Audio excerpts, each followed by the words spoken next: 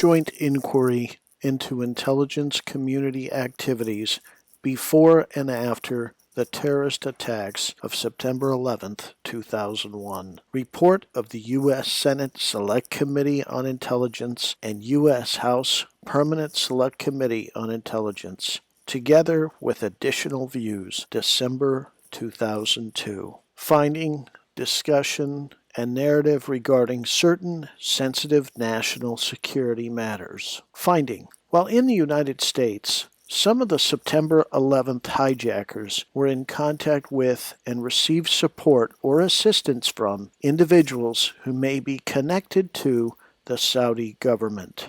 There is information primarily from FBI sources that at least two of these individuals were alleged by some to be Saudi intelligence officers. The Joint Inquiries Review confirming that the intelligence community has information, much of which has yet to be independently verified, indicating that individuals associated with the Saudi government in the United States may have other ties to Al-Qaeda and other terrorist groups. The FBI and CIA have informed the joint inquiry that since the September 11th attacks, they are treating the Saudi issue seriously, but both still have only a limited understanding of the Saudi government's ties to terrorist elements. In their testimony, neither CIA nor FBI witnesses were able to identify definitively the extent of Saudi support for terrorist activity globally or within the United States, and the extent to which such support, if it exists,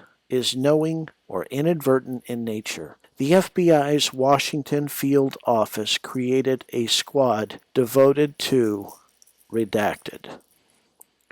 Only recently, and at least in part due to the joint inquiry's focus on this issue, did the FBI and CIA establish a working group to address the Saudi issue. In the view of the joint inquiry, this gap in U.S. intelligence coverage is unacceptable, given the magnitude and immediacy of the potential risk to U.S. national security.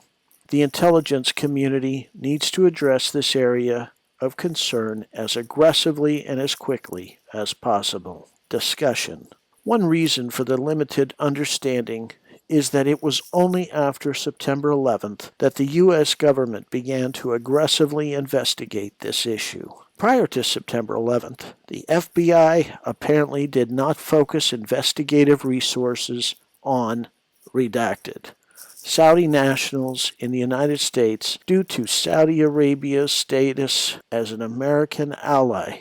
A representative of FBI redacted testified that prior to September 11, 2001, the FBI received no reporting from any member of the intelligence community that there was a redacted presence in the United States. According to various FBI documents and at least one CIA memorandum, some of the September 11th hijackers, while in the United States, apparently had contacts with individuals who may be connected to the Saudi government. While the joint inquiry uncovered this material during the course of its review of FBI and CIA documents, it did not attempt to investigate and assess the accuracy and significance of this information independently, recognizing that such a task would be beyond the scope of this joint inquiry. Instead, the joint inquiry referred a detailed compilation of information uncovered by the inquiry and documents and interviews to the FBI and CIA for further investigation by the intelligence community and, if appropriate, law enforcement agencies. A brief summary of the available information regarding some of these individuals is illustrative for purposes of this report. Omar al-Bayoumi. The FBI has received numerous reports from individuals in the Muslim community dating back to 1999, alleging that al-Bayoumi may be a Saudi intelligence officer. FBI files suggest that al-Bayoumi provided substantial assistance to hijackers Khalil al-Midahar and Nawaf al-Hazni after they arrived in San Diego in February 2000. Al-Bayoumi met the hijackers at a public place shortly after his meeting with an individual at the Saudi consulate, and there are indications in the files that his encounter with the hijackers may not have been accidental. During this same time frame, al-Bayoumi had extensive contact with Saudi government establishments in the United States and received financial support from a Saudi company affiliated with the Saudi Ministry of Defense. According to FBI files, redacted, at the company said that al-Bayoumi received a monthly salary even though he had been there on only one occasion. This support increased substantially in April 2000, 2 months after the hijackers arrived in San Diego, decreased slightly in December 2000, and stayed at that same level until August 2001. That company reportedly had ties to Osama bin Laden and al-Qaeda. In addition, the FBI determined that al-Bayoumi was in contact with several individuals under FBI investigation and with the Holy Land Foundation, which has been under investigation as a fundraising front for Hamas. Osama Basnan. Basnan may have been in contact with al-Mindahar and al-Hamni during their time in San Diego. Basnan was a close associate of al-Bayoumi and Omar Bakr, another one of the hijackers' close associates. He also lived across the street from the hijackers and made a comment to an FBI asset that he did more than al-Bayoumi did for the hijackers. According to an FBI document, Basnan told another individual that he met al-Hamzi through al-Bayoumi, and later he met 2 of the hijackers through al-Bayoumi. He also told the asset that al-Bayoumi was arrested because he knew al-Hazmi and al-Mindahar very well. The document goes on to state that Basnan and al-Bayoumi have been close to each other for a long time. Basnan has many ties to the Saudi government, including past employment by the Saudi Arabian Education Mission, referred to in FBI documents as redacted. The FBI also received reports from individuals in the Muslim community alleging that Basnan might be a Saudi intelligence officer. According to a CIA memo, Basnan reportedly received funding and probably a fake passport from Saudi government officials. He and his wife have received financial support from the Saudi ambassador to the United States and his wife. A CIA report also indicates that Basnan traveled to Houston in 2002 and met with an individual who was redacted. The report states that during that trip, a member of the Saudi royal family provided Basnan with a significant amount of cash. FBI information indicates that Basnan is an extremist and supporter of Osama bin Laden and has been connected to the extreme Islamic Jihad and the blind Shaikh al-Thumari. According to FBI documents and CIA memorandum, al-Hazmi and al-Mindahar may have both been in contact with Shaikh al-Thumari, an accredited diplomat at the Saudi consulate in Los Angeles and one of the imams at the King Fahad Mosque in Culver City, California. Also, according to FBI documents, the mosque was built in 1998 from funding provided by Saudi Arabia Crown Prince Abdulaziz. The mosque is reportedly attended by members of the Saudi consulate in Los Angeles and is widely recognized for its anti-Western views.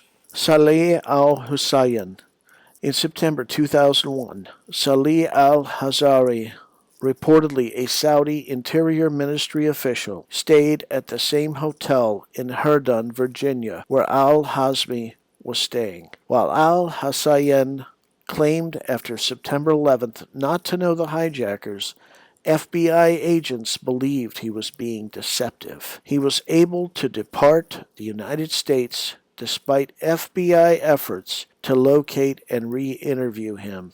And Abdullah bin Laden came to work for the Saudi embassy in Washington, D.C. as an administrative officer. He is identified by the FBI as Osama bin Laden's half-brother. He is a close friend of Mohammed Qadir Harami, a possible associate of Muhammad Atta and Marwan al-Shahir prior to September 11, 2001. The joint inquiry also found other indications that individuals connected to the Saudi government have ties to terrorist networks, including the CIA and FBI have identified the Tan Tariam Mosque in Culver City as a site of extremist-related activity. Several subjects of FBI investigations prior to September 11th had close connections to the mosque and are believed to have laundered money through this mosque to nonprofit organizations overseas affiliated with Osama bin Laden. In an interview with FBI agents, said he believed the Saudi government money was being laundered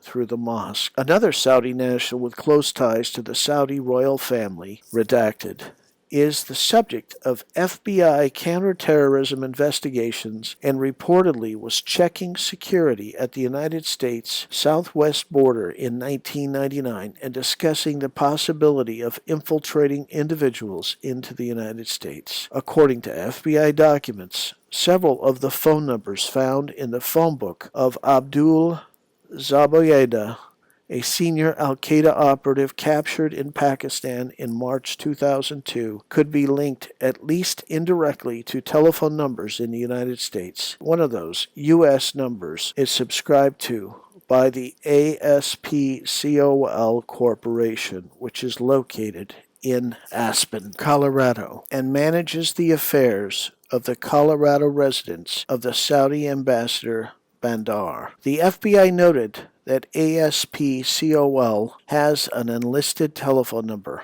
A November 18, 2002 FBI response to the joint inquiry states that CIA traces have revealed no direct links between numbers found in Zabadai's phone book and numbers in the United States. According to an FBI document, the telephone number of a bodyguard at the Saudi embassy in Washington, D.C., who some have alleged may be a redacted, was also found in Abu Zayedah's possession, and, according to an FBI agent in Phoenix, the FBI suspects Mohammed al-Qasim of being redacted. Al-Qasim was involved in a 1999 incident aboard an America West flight, which the FBI's Phoenix office now suspects may have been a dry run to test airline security. During the flight,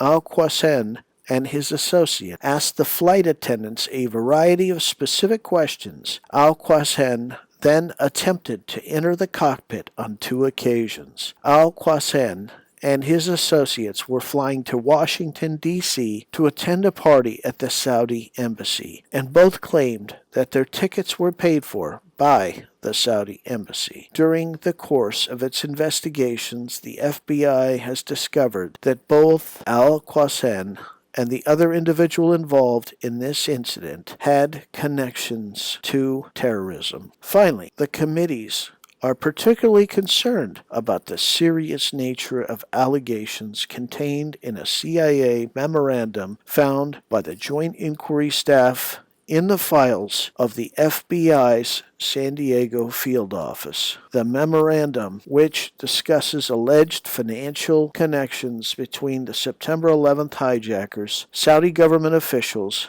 and members of the Saudi royal family, was drafted by a CIA officer redacted, relying primarily on information from FBI files. The CIA officer sent it to the CTC to determine whether CIA had additional information. He also provided a copy to the FBI agent responsible for the investigation of one of the individuals discussed in the memorandum. Despite the clear national implications of the CIA memorandum, the FBI agent included the memorandum in an individual case file and did not forward it to FBI headquarters. FBI headquarters, therefore, was unaware of statements in the memorandum until the joint inquiry brought the memorandum's implications to the Bureau's attention, redacted.